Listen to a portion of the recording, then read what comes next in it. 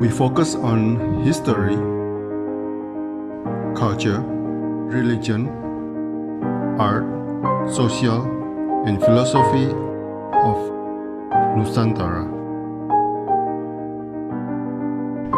Here, in the presence of Nusantara, we were made to be forgotten about the goodness of ourselves. Because negativity seems to be more interesting for us. Now, I'm Sutoyo Raharto and friends, assist you, to remind you, to awaken you that we still can find the gems of Nusantara. They are the great sights of Nusantara.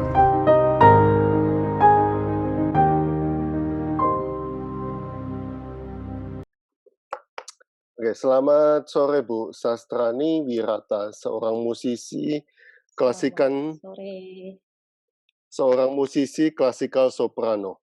Oke. Sastrani Wirata, sebuah kata yang belum pernah saya dengar, Bu. Kedengarannya ini sangat klasik Nusantara. Ini artinya apa sebetulnya, Bu? Silakan.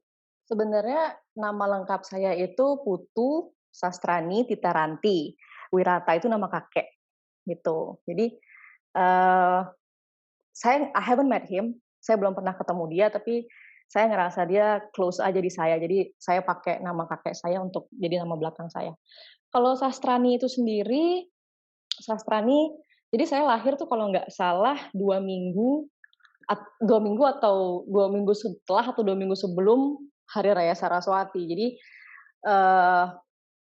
makanya bapak saya ngasih nama saya Sastrani mungkin karena itu. Tapi ada satu pemahaman lagi, kalau di bahasa Sanskerta, Sastrani itu artinya yang memegang senjata gitu. Jadi ada dua arti gitu. Oke, tapi logatnya udah nggak logat Bali udah ini. Enggak, soalnya saya lama di Jakarta. Saya lahir di Jakarta, terus tahun 98 pindah ke Bali. Di Bali pun sekolahnya sekolah internasional, jadi nggak terlalu banyak bergaul sama orang Bali dan ngomongnya juga banyak kan bahasa Indonesia. Jarang ngomong Bali. Adik saya yang paling kecil yang masih fasih ngomong Balinya. Oke. Ibu berpedoman, I don't try to follow a trend. I believe I have my own little path. What is that little path, Bu? Silakan. Sebenarnya itu lebih mengacu pada saya bermusik gitu. Jadi orang-orang kalau kita ngomongin industri kan mengacu pada tren. Apa yang ada sekarang itu yang laku dijual dan itu yang industri jual gitu. Saya dari kecil kebetulan memang saya nggak pernah ngikutin apa yang ada pada saat itu. Orang lagi senang boyband A atau orang lagi senang penyanyi B, penyanyi C. Saya waktu itu malah senangnya sama keroncong Hetty Koes Endang. Saya senangnya sama world music. Saya senang dengar penyanyi opera, ya stuff like that. Terus saya juga senang dengar musik-musik India karena kebetulan pada saat itu ayah saya kebetulan dia juga orang yang spiritual kan. Dia juga mantan pendeta, udah almarhum ya beliau. Jadi dia suka muterin ini lagu-lagu bhajan gitu kan. Lagu-lagu bhajan Hindu kan musiknya Hindustan, musiknya kan India gitu ya. Jadi itu yang nggak tahu, saya senang aja gitu. Jadi kalau begitu misalkan dengar sesuatu yang in pada saat itu nggak masuk aja di telinga saya pada saat itu. Jadi mungkin tuh ke bawah sampai gede kali ya, di bawah sadar saya ke bawah sampai gede. So I never follow trend. Bukannya berarti tren itu nggak bagus, tren itu bagus sekali. Cuman I believe I have my own little path. Jadi saya tahu apa yang saya suka, saya tahu apa yang mau saya buat, saya tahu musik saya bagaimana, dan saya juga sadarin bahwa saya nggak industri, nggak terlalu industri gitu. Jadi dan saya juga punya keyakinan bahwa sesuatu yang ortodoks, entah musik klasik atau musik tradisi apapun itu akan kembali menjadi tren lagi gitu. Oke, oke. Dan and so in life, ya. Ya, ini seperti pemikiran beberapa musisi tradisi Jawa. Oh ya? Ya, ya, ya, ya. Nah, Bu, sebenarnya saya ingin menanyakan tentang truthfulness, compassion, forbearance, tetapi akan sangat keren juga jika saya tidak menanyakan pengaruh Guru Dev atau Pak Nyoman Dewantara atau ayah Anda dalam pemikiran Ibu. Nah, bisa ceritakan sedikit, Bu, beliau itu siapa gitu? Terima kasih. Silakan. Oke, ayah saya itu Nyoman Dewantara. Jadi beliau itu sebelum hijrah ke Bali, terus akhirnya jadi seorang yogi, beliau bikin ashram di Bali, namanya Ashram Sanatana Dharma. Beliau sebelumnya adalah seorang fotografer profesional. Dia seorang sinematografer. Dia banyak bikin pameran di Jerman, di Singapura. Terus beliau juga sering ikut campur dalam pembuatan film-film pada zaman dulu sama Christine Hakim, yang aktor-aktor lawas yang top pada zaman itu. Terus mungkin panggilan spiritual atau bagaimana saya juga kurang ngerti ya, pada saat saya masih kecil juga. Begitu kita hijrah ke Bali, beliau meninggalkan itu.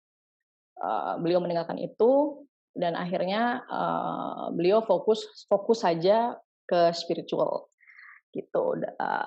Dalam waktu yang lumayan lama, sekian tahun, akhirnya dia buka ashram. Ashram kalau di masyarakat umum mungkin kayak pesantren gitu kali ya, cuman nggak yang nginep ya, kayak orang belajar spiritual, dan muridnya udah lumayan banyak di situ. Hindu ya, dia Hindu. Ya itu. Jadi dari kecil saya itu lumayan didisiplinkan sama ayah saya, spesialis saya gitu ya. Saya juga nggak ngerti kenapa. Jadi dari kecil beliau ngedidik saya lumayan keras untuk urusan spiritual ya. Bukan hanya agama tapi untuk spiritual, tentang kesadaran, tentang beliau juga ngajarin saya tentang paham keterikatan kayak gitu-gitu deh. Jadi saya udah belajar meditasi dari saya kecil gitu, dan beliau lumayan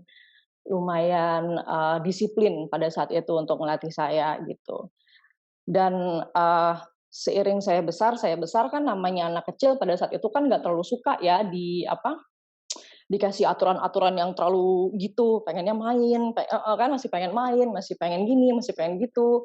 Jadi saya rebel pada saat itu. Saya jadi rebel, tapi selain saya rebel pada saat saya remaja, saya juga tetap membaca. Saya banyak baca gitu. Dan saya nggak hanya belajarin dari Hindu aja, gitu. Saya nggak hanya belajarin Weda atau Bhagavad Gita, saya juga pelajarin Buddha, saya juga pelajarin Tao. Terus saya senang juga sama Nasrani. Ya saya banyak baca lah intinya gitu. Nah jadi sampai akhirnya saya besar, kalau nyambung ke pertanyaannya Bapak tentang truthfulness, compassion, forbearance, yang arti bahasa Indonesianya itu adalah sejati, baik, sabar, itu di tengah-tengah pencarian saya. Jadi kan namanya kita hidup turbulence-nya banyak ya, banyak turbulence dan hidup ups and down. Saya juga banyak ngalamin peristiwa yang nggak enak. Kita semua pasti kayak gitu. Nah, di tengah-tengah pencarian saya itu, saya nih sebenarnya orangnya tuh dulu keras gitu ya. Keras, terus kalau marah itu nggak bisa kekontrol gitu loh. Pokoknya terlalu ekspresif deh gitu, meledak-ledak gitu. And so is in my singing juga. Itu kan ngaruh ke nyanyian kita ya, because we are what we sing gitu kan. Jadi, wah terlalu meledak-ledak, terus bikin orang di sekeliling saya juga nggak nyaman. Terus ngomong juga pedes banget pada saat itu dulu ya, zaman-zaman saya 20-an lah gitu. Jadi terus terlalu banyak gini loh, kalau misalnya kesel tuh, wah kesel, semua dimasukin ke hati, begini-begini. Saya kok nggak enak, hati itu nggak enak, kenapa begitu banyak peristiwa yang nggak bagus, kayak gitu-gitu kan. Terus saya coba mencari benang merah kayak ada sesuatu yang missing gitu loh, ada sesuatu yang missing yang yang saya pernah dapat tapi saya lupa gitu. Nah, ternyata seiring saya sadarin bahwa, ih banyak banget ya yang namanya attachment di saya gitu loh. Nah, kalau nggak salah kurang lebih sekitar bulan Mei tahun lalu, ada teman saya memperkenalkan saya sama Falun Tafa atau Falun Gong. Nah itu saya langsung baca, ih sejati baik sabar gitu kan. Waduh sejati baik sabar. Terus saya dikasih flyer kan, dikasih flyer terus saya buka buka websitenya tentang letting go of attachment, melepaskan keterikatan. Ini maksudnya gimana nih? Apa nggak kerja juga kayak ayah saya misalnya gitu kan? Ekstrim kan beliau soalnya pada saat itu. Terus apa kita nggak punya barang? Apa kita benar-benar harus jadi pertapa, harus begini, harus begitu gitu kan? Awalnya saya apa begini lagi gitu kan? Tapi saya lihat teman-teman saya yang pada saat itu seorang praktisi Falun Tafa juga enggak ah, mereka orang kantor ya kan, ada banyak yang sukses, arsitek, terus ada yang orang IT, ada yang guru taman kanak-kanak, habis itu mereka menikah, mereka hidup normal kayak kita gini, tapi mereka hidup dengan prinsip itu, sejati, baik, dan sabar. Terus akhirnya udah saya mulai mempelajari itu gitu kan, sejati, baik, dan sabar. Kok kayaknya tenang banget ya gitu, orang bisa hidup sejati, baik, sabar. Wah sabar ini susah nih buat saya gitu. Yang namanya sabar apalagi, orang ngomong apa masukin ke hati kesel gitu kan, marah, harus terungkapkan marah gitu. Padahal sebenarnya nggak harus seperti itu kalau kita paham akan nilai-nilai itu. Nah, saya ingat bapak saya waktu kecil ngajarin tentang melepaskan keterikatan. Ternyata, oh saya paham, melepaskan keterikatan itu bukanlah keterikatan materi, jadi kita nggak kerja, kita tidak menikah. Melepaskan keterikatan adalah hati kita. Jadi kita boleh punya apa aja, kita menikah ya menikah, bekerja ya bekerja, kita punya karir, sukses dan lain sebagainya, punya harta, punya mobil, punya rumah. Tapi hati kita tidak melekat sama itu semua, tidak melekat sama segala perasaan kayak marah atau kekhawatiran yang terlalu berlebihan, ambisi yang terlalu berlebihan, senang yang terlalu berlebihan, ya kan, sedih yang terlalu berlebihan, yang semua itu bikin tenang gitu. I mean those earthly attachment kalau misalnya mau kita pelan-pelan to let it go, kita tuh tenang banget. Dan sejati itu apa sih gitu kan? Sejati itu kan murni, alami. Nah, jiwa sejati kita as a human itu kan sebenarnya seperti itu kan? Murni, tenang. Kita kan makhluk bercahaya dalamnya. Tidak ada namanya marah, apa sifat-sifat keraksasaan itu kan nggak ada gitu loh. Dan itu juga diajarkan untuk melihat ke dalam. Jadi apapun yang orang lakukan pada kita, entah orang jahat sama kita atau kok kita sial ya, kok kita dibohongin sama orang ya, kok kita nggak serta-merta menyalahkan orang itu. Kita ngelihat ke dalam, apakah kita ada melakukan kesalahan, apakah kita ada keliru untuk dalam melakukan sesuatu. Nah, di situ prinsip-prinsip sejati baik dan sabar secara tidak langsung pada saat saya kecil, ayah saya sudah memperkenalkan itu, cuman cara beliau agak ekstrim pada saat itu. Karena wah disiplin banget gitu loh. Jadi kalau misalnya saya salah dikit pukul, jewer gitu. Dia terlalu terlalu strict pada saat itu sama saya. Jadi akhirnya saya rebel kan. Nah, jadi karena saya rebel, saya jadi wah kemana-mana. Pas udah gede baru sadar, oh bapak banyak benernya ya dulu ya gitu. Sampai saya temukan ini lewat Falun Tafa diperkenalkan sama teman saya gitu. Oke, oke. Nah, biasanya apa yang sering diomongkan Guru Dev hingga Ibu merealisasi semua dreams? Dreams itu kan Kan term, kan banyak proses ini. Tapi kan mesti apa ya, yang ada satu motivation dari Bapak supaya bisa sukses terus sampai sekarang. Sebenarnya, ayah itu dari dulu selalu gini dia bilang sama saya, kalau misalnya kamu jadi gini, dia dulu pernah bilang bahwa, saya dipanggil Santi ya dulu pas kecil. Dia bilang bahwa, "Santi, kamu lihat ini cahaya lampu sama cahaya matahari," dia bilang gitu. "Gimana cahaya lampu sama cahaya matahari?" "Ya nggak ngefek lah," saya bilang gitu kan, "buat apa nyalain lampu siang-siang udah ada matahari kok," gitu.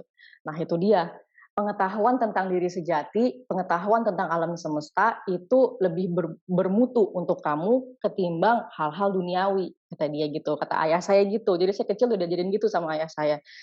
Terus, "Kamu jangan pernah berhenti untuk bermimpi, kamu jangan pernah berhenti untuk berharap." Ayah saya ngajarin kayak gitu. Eee Meskipun kamu ngerasa kayak you don't belong in where you are, saya yakin kamu bisa buat can make your own place for you. Ayah saya ngajarin kayak gitu. Terus seiring saya besar,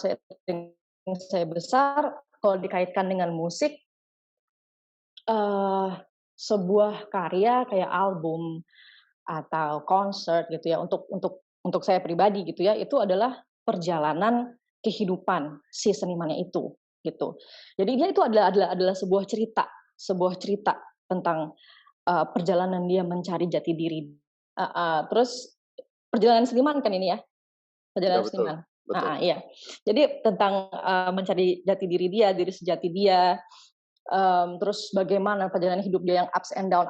Nah itu, eee yang dijadikan suatu karya. Nah, Dreams itu sendiri kan, eee, tema saya waktu saya bikin, konser tunggal tahun 2017. Jadi kenapa saya namakan Dreams, karena dari saya kecil itu tuh saya pengen banget, mmm, bikin, bikin musik yang, kolaborasi antara etnik dengan classical. Kalau sekarang kita taunya world music atau mungkin, new age kayak gitu. Nah itu tuh baru bisa kerealisasi sekitar tahun 2017. Jadi kenapa saya ngasih nama Dreams, bahwa ini tuh mimpi saya sebenarnya. Saya pengen, eee, bikin musik yang seperti itu, gitu. Oke, oke. Ibu pernah menuliskan, "An artist is not paid for their labor, but for their Mmm. vision." Apakah ada pemikiran dari Gurudev dalam tulisan ini? Sebenarnya pemikiran dari beliau sih nggak juga, itu saya sadari sendiri sih. Tapi ngelihat lagi pada saat, beliau masih jadi seorang fotografer ya, eee, beliau itu orangnya juga idealis, kayak saya, dan kebetulan adik saya perempuan kan juga pelukis ya, lumayan idealis juga. Jadi kita kayak keturunan orang-orang idealis gitu.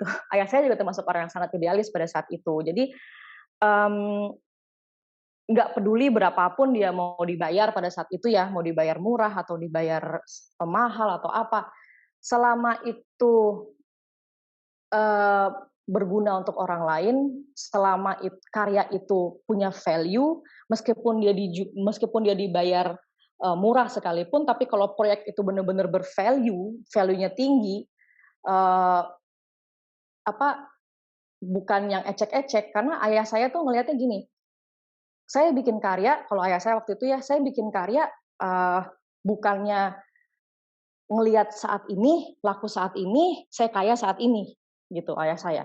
Jadi saya bikin karya adalah yang saya buat sekarang adalah untuk 5 atau 10 tahun ke depan. Itu akan jadi pelajaran orang, gitu.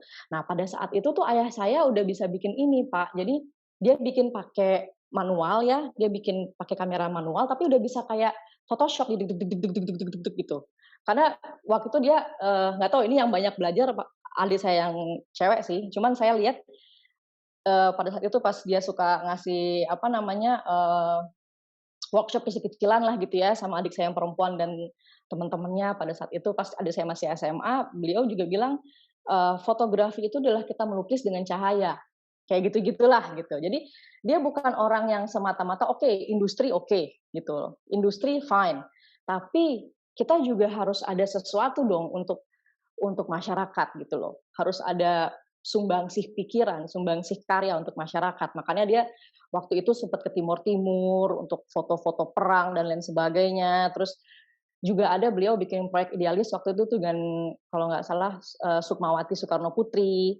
Bukunya masih ada disimpan. Jadi kolaborasi antara puisi dan fotografi gitu. Itu bagus banget. Jadi kenapa saya bisa bilang an artist itu is not paid for the labor but for their visions. Karena artis mereka mampu memproyeksikan apa yang ada di in this cosmic gitu ya ke dalam pikiran mereka dan direalisasikan ke dalam entah itu bunyi, entah itu visual, entah itu gerakan gitu. Jadi vision mereka itu yang bervalue gitu. Jadi the true artist mereka nggak mikirin berapa banyak mereka dibayar, gue harus dibayar sekian, gue enggak. Yang penting untuk mereka adalah the value of the karya itu sendiri gitu. Tapi bisa Bu begitu di Jakarta Bu? Bisa sih sebenarnya, cuman untuk ya tertentu aja. Kalau balik lagi misalkan kita ngomongin industri ya, apalagi ke musik mungkin agak sulit. Okay. Closing my eyes to connect with my roots, I smell the wisdom of my ancestor. What kind of wisdom, Bu? Nah, ini pada saat ini nih saya bisa berpikir begini itu pada saat saya lagi bener-bener down. Jadi, again balik lagi ke ayah saya. Saya sama ayah saya sempat jadi di antara kita bertiga bersaudara tuh saya yang paling nggak terlalu dekat sama beliau pada saat itu. Jadi saya nggak ngomongan sama beliau tuh lumayan lama, 11 tahun saya nggak ngomongan sama dia. Dari saya umur 11 sampai saya selesai kuliah umur 22, ya 21 ke 22 lah kurang lebih. Itu saya nggak deket sama dia, gitu kan. Tapi setelah saya dewasa kan pemikirannya berubah ya. Setelah kuliah pemikiran berubah, pemikiran makin dewasa lah, makin berubah. Saya jadi kayak menyesal gitu. Kenapa sih waktu itu kok gini banget ya, kok gitu banget ya gitu loh. Dan pada saat ayah saya meninggal, ya itu baru apa ya istilahnya baru kelihatan semua gitu bahwa he's a good man gitu. Dan selama ini saya benar-benar pakai ego saya ngelihat dia. Saya nggak pakai nurani saya gitu untuk melihat sesuatu yang benar gitu kan. Saya pakai ego saya pakai itu yang tadi earthly attachment yang nggak perlu, yang bikin diri sejati kita ketutup sama segala macam konsep-konsep dan karma yang nggak baik gitu. Sampai akhirnya yang namanya orang menyesal kan pasti menyesal belakangan ya. Nah pada saat beliau meninggal, dan beliau meninggal itu saya nggak lihat. Jadi pas beliau meninggal kalau tanggal tanggal 4 September beliau masuk ke rumah sakit, tanggal 5 September subuh beliau masuk ICU karena kan beliau gula ya, diabetes. Terus tanggal 5 September subuh kejang-kejang, terus temperatur naik segala macam, akhirnya dibawa ke ICU. Nah, meninggalnya malamnya di Bali, di ICU kalau nggak salah, di Wangayo kalau nggak salah. Itu saya sama adik-adik lagi di Bogor, gitu. Jadi nggak sempat ngomong sama dia, mana terakhir saya berantem lagi sama dia dan lain sebagainya. Itu, aduh itu hati rasanya wah nggak keru-keruan. Sebenarnya pada saat dibilang beliau mau meninggal itu hari itu tuh saya besoknya pengen ke Bali sama adik saya. Cuman kan karena ada kerjaan atau segala macam kan nggak bisa kan. Nah, jadi rasa tuh campur aduk banget. Jadi tengah malam beliau meninggal tuh hati saya bener-bener wah kacau banget. Nah, pas beberapa hari kemudiannya akhirnya saya ke Bali untuk ngurus plebon beliau, saya ngeliat jenazah beliau ya gimana ya, terakhir ketemu kan bulan Januari, beliau meninggalnya September. Jadi terakhir ketemu bulan Januari itu juga nggak enak kondisinya, masih berselisih paham meskipun udah nggak terlalu inilah gitu.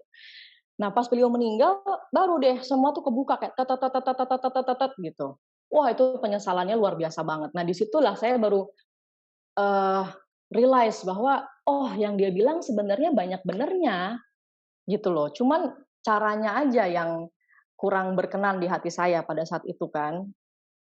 Dan aplikasi dia terhadap kehidupan dia juga saya kurang gitu berkenan gitu. Tapi yang dia bilang intinya banyak benernya gitu loh. Nah, yang saya maksud I smell the wisdom of my ancestors itu balik lagi to the earthly attachment, ke perihal keterikatan. Kita kan manusia banyak banget ya keterikatan hatinya tuh kan luar biasa banget gitu kan. Eh Belum lagi ambisi kita punya karir apa segala macam itu kan juga earthly attachment like um, dan those earthly attachment yang bikin saya buta gitu, yang bikin saya nggak ngelihat sesuatu yang sebenarnya itu seperti apa. Meskipun itu diamprokin ke depan muka saya gitu istilahnya, kalau yang namanya ego, yang namanya kemarahan, yang namanya apa, kita nggak mau membuka hati kita, yang namanya kita nggak mau ngelihat ke dalam, kita selalu ngelihat keluar, selalu menyalahkan orang terus, nggak pernah kita mau introspeksi diri kita sendiri apa segala macam, itu kan nutup kita sama sama sesuatu yang sejati gitu kan. Dengan kata lain, kita nggak bisa menemukan diri sejati kita sama those apa keterikatan hati yang nggak baik kayak gitu gitu. Nah di situ saya benar-benar di istilahnya apa ya? Kalau bahasa anak gaul ditoyor gitu loh. Ih udah dibilangin gitu kan. Gitu. Nah di situ saya ngerasa oh I close my eyes and I smell the wisdom of my ancestors. Nah itu tentang those to letting go of all those attachment gitu. Kenapa sih kok seneng banget kamu tuh loh menyimpan mendekat erat-erat earthly attachment yang nggak perlu?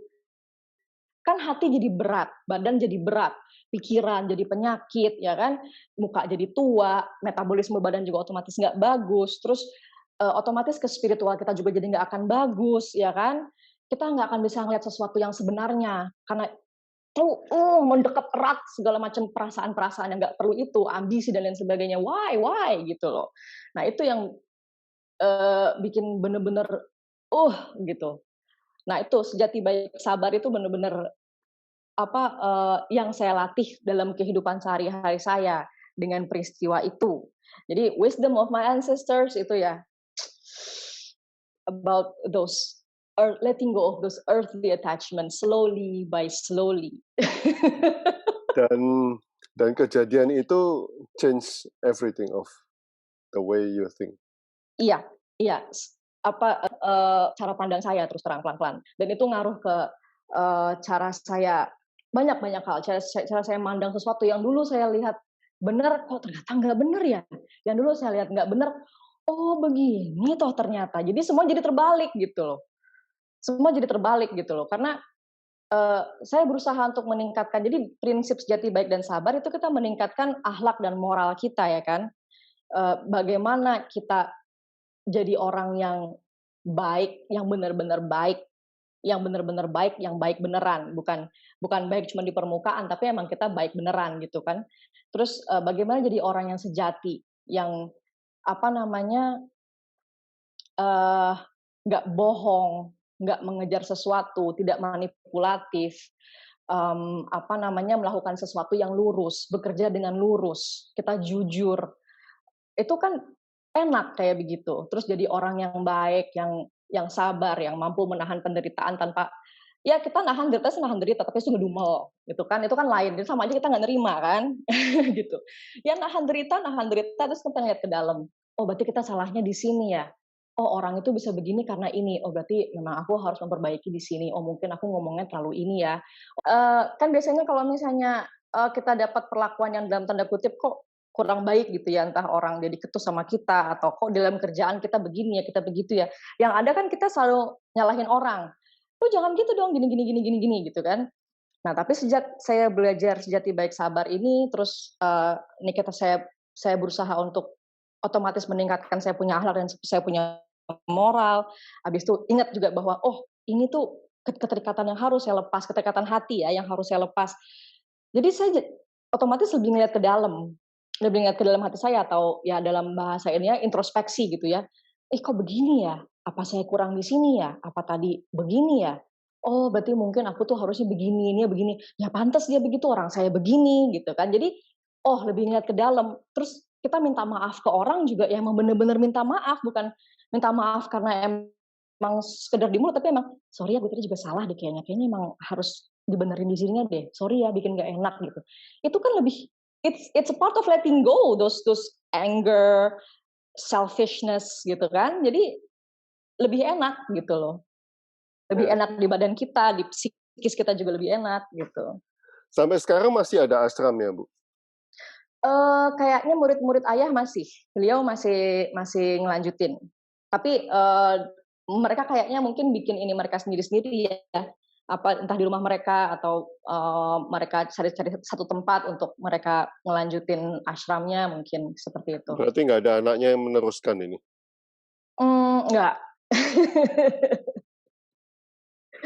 Karena memang sih ayah saya sih pengennya dia nerusin ashramnya, cuman kan balik lagi ayah saya juga paham sih bahwa jalurnya setiap orang kan beda-beda, sekalipun itu orang tua atau anak, suami istri, anak kandung, kakak adik gitu kan, tetap kita punya garis hidup yang berbeda-beda gitu. Jadi bapak juga nggak memaksakan sih, nggak maksain sama sekali. Dan Bu Sastrani masih ada proyek apa untuk album selanjutnya atau bagaimana? Sebenarnya kan harusnya saya tuh udah bikin video klip dari bulan Desember. Cuman kan then again PSBB diperpanjang, terus Covid di Jakarta ini makin menjadi. Terus tadinya mau syuting bulan Januari atau Februari tapi hujan terus. Kebetulan kita ngambil settingnya di Ciwidey, itu kan udah pasti hujan. Ya udah akhirnya kita postpone lagi mundur di awal April. Jadi awal April itu rencananya saya baru akan mulai garap video klip dari single saya gitu. Kan bisa pakai momen hujan, Bu.